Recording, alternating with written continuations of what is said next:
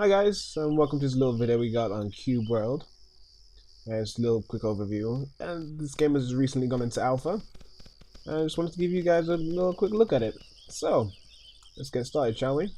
So here in Cube World, it's a procedurally generated voxel-based game, meaning as you go on, the world will randomly generate itself. So let me give you a quick look, an example. Come on, Mr. Map. There we go. So if you look at our map right here, you've seen all this area here is areas I've explored, but underneath those cubes, let's see, explore all the way over here. But once they stop, yep, see these areas right here? These areas have yet to be generated. So meaning if I go over that way, and that cube on the map will disappear, and it will generate that area, which I think is pretty cool. So this world is pretty much infinite. And so far, just look at all these blue cubes. And you can keep it going. Huh, another town over there. Might go to that one day. But yeah, this, as far as I can see, you can go as far as your eye can see. And this whole game is just about exploration so far, since it's in alpha at very early stages. But nonetheless, it's a very fun game. So a few mechanics we have here. So just start with a few basic ones. Obviously, you have your movement. You have your combat, which we'll get into a bit later.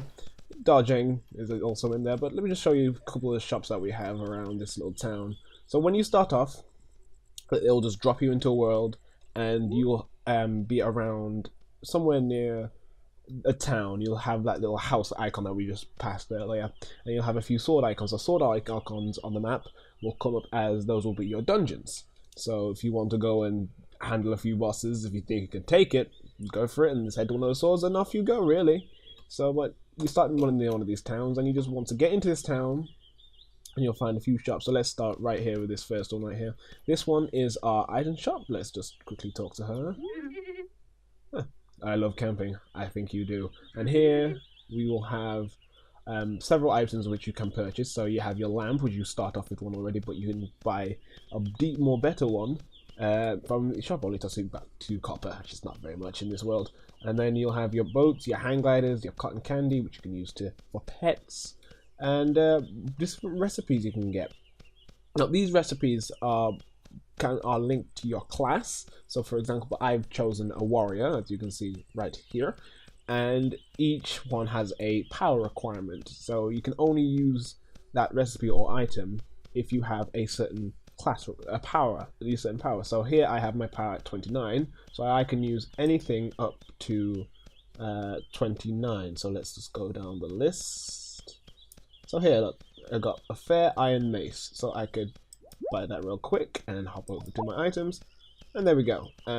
Just quickly run over here, open that up, and I now know that Percy, what are you doing, Percy? Just no, I'll be with you in a second.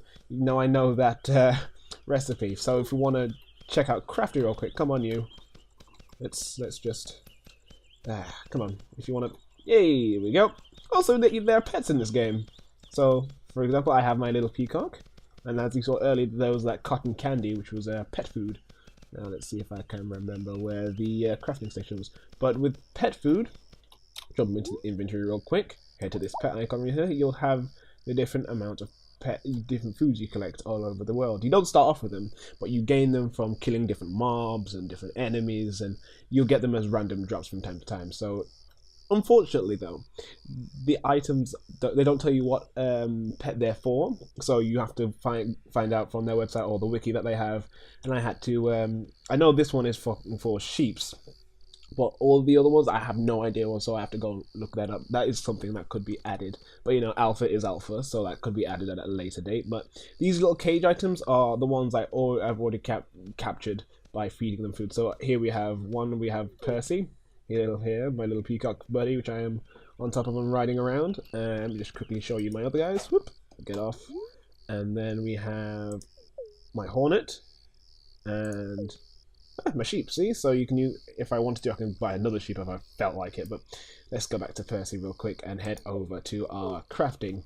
So with crafting, it's each you get certain items. Now where did I put that crafting wrench? didn't put it, but where is the crafting bench? Ah, here we go.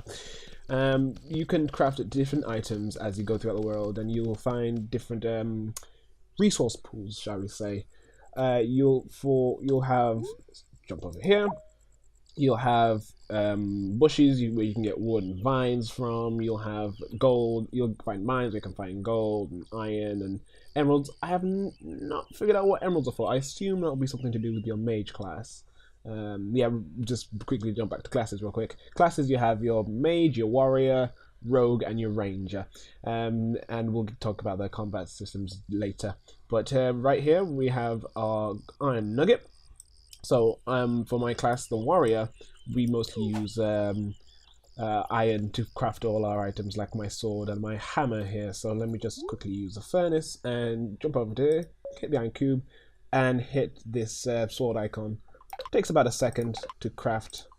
Oh, hear that ping? That is a critical. So meaning, if you look down here, regular, I just get that click click sound, I'll get 1 cube, but if you hear that ping, you can get anywhere from 2 to 4 cubes, so you can basically get quite a bit of bang for your buck. So let's quickly just make a few and show you a bit more of this crafting. And 3, 2, 2, sweet.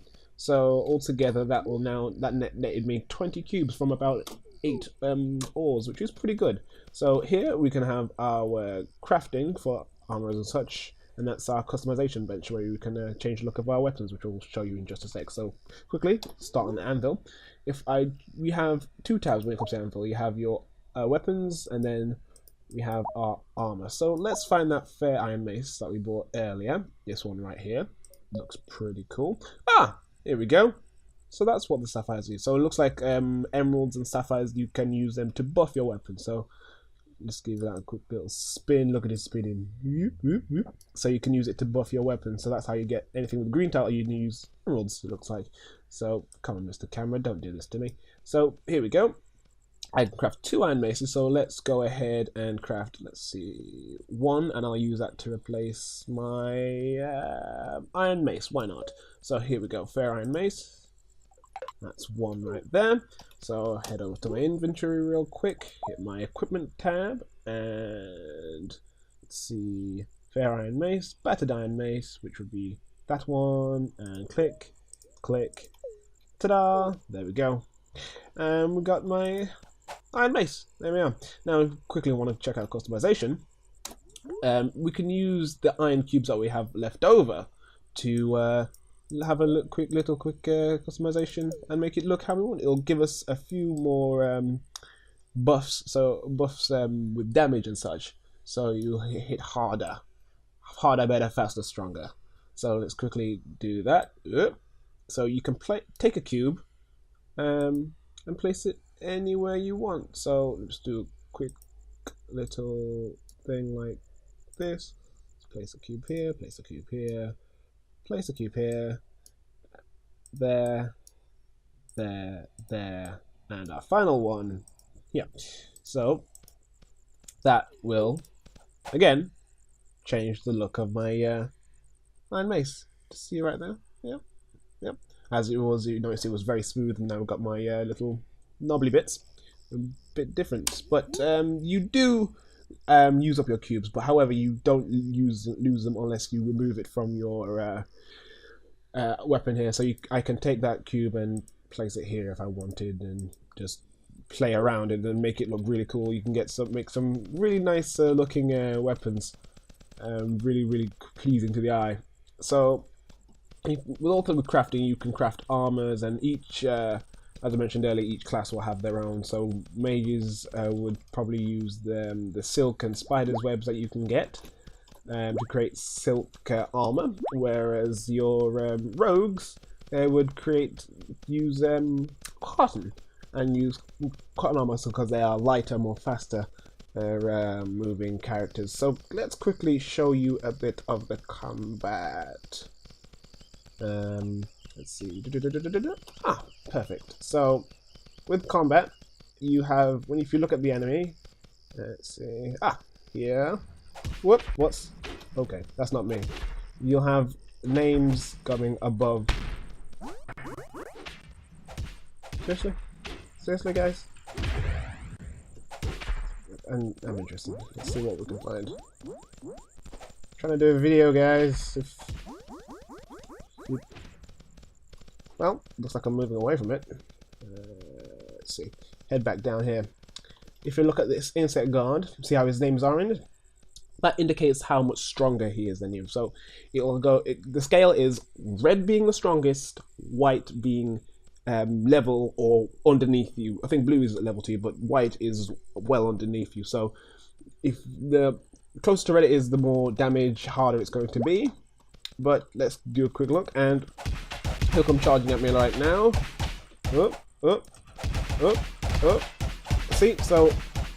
See how he's doing 13 damage to me, and I'm only doing like 7 at maximum. But you can also do that, which is our special attack. But as you noticed there, during combat, I was only hitting him for 7 with my weapons, and he was hitting me for 13. So that indicates the strength difference we have. But if you noticed when I was fighting, you have the MP bar at the bottom that fills up, and it's different, slightly different depending on character, really. And if you have your mage character, obviously it's like a bar, full bar, which you can just kind of use to pull down, and it will regenerate over time, so you can cast more spells and such. But if you are like any other character, it will build up, and then you can hit your right mouse button to trigger off a special attack. So like I had my spinny attack. Rangers will have stronger bolts or arrows coming through. Nice. And with Rogue, it's kind of interesting. They'll get a stealth bonus, so they kind of go in and out of invisibility, and they'll make it easier to hit them. So let's quickly check on what's going on in here. Oh, just heard that away. Oh, apple. So like sometimes you get this happening. Mobs just going at each other. It's an interesting thing to see. Like, it shows that this world is not just waiting around for you to do stuff. But as I was mentioning earlier about resource pools. Shut up! I'm trying to do a video. You'll come across these deposits in mines. This is what will be classed as a mine here. Whoop, turn on the light. And you could just, rather than having your specific pickaxes and such to mine it out, you just needed to just take it down like you would like an enemy, and it will just break and you can pick it up, which is pretty cool. Makes it very, very simplified. But yeah, it's pretty decent game. But this is just really going to be a really very quick overview. But just to talk more about this game, a bit more about the game itself. It was developed by a gentleman named Wale and his wife over the past 2 years, and it has quite the cult following. Many people, the people who know about it, are really excited about it, and when it came out, it was definitely a good thing to happen, really. But to think, just look at this game for a second, and look at how the cubes Minecraft are very Minecraft-esque, but rather than having blocks, they are very smooth, and all the colors seem to just transition into one another. I find that very pleasing and very enjoyable just to look at, and makes this game just a little bit easier on the eyes, rather than just having a very harsh and just, I wouldn't say harsh, but segmented is probably the word, kind of look to it. Which is nice, very nice. So, also while exploring, you'll see this little campsites dotted around where you can have your campfire, where you can again go into crafting and craft certain things like your mushroom spit, which is an extra type of food, or you can go down, have a little sleep, which will scale the time forward very quickly and help you regain some health. But in fact, I want to show you a dungeon. So what we'll do real quick, stay over there, you stay. What we'll do real quick, we'll come back, we'll go away from it, I'll come back and show you a dungeon and how they work. But okay, I'll see you guys in just a second. Hey, just one quick thing again before we get over to that's our destination over there. That Tirador Palace. just very quick, that's one of the dungeons I mentioned earlier. It's one quick thing I wanted to show you before we get over there. Items. Hang gliding. One of the things that are very cool about this game, you can get items like the boats or the hang gliders where you can just use it for a faster method of travel. Enjoy your fall, guys. But it uses up your stamina, but it's just a very little cool thing which I enjoy doing whilst traveling around the place. As it's just don't cool.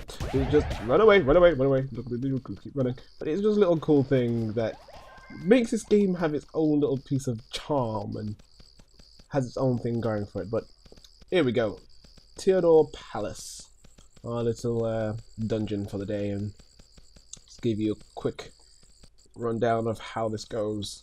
Usually when I'm playing, anyway. Don't know if there's any more skilled players out there. More likely there is, but just give me a quick second and find the entrance.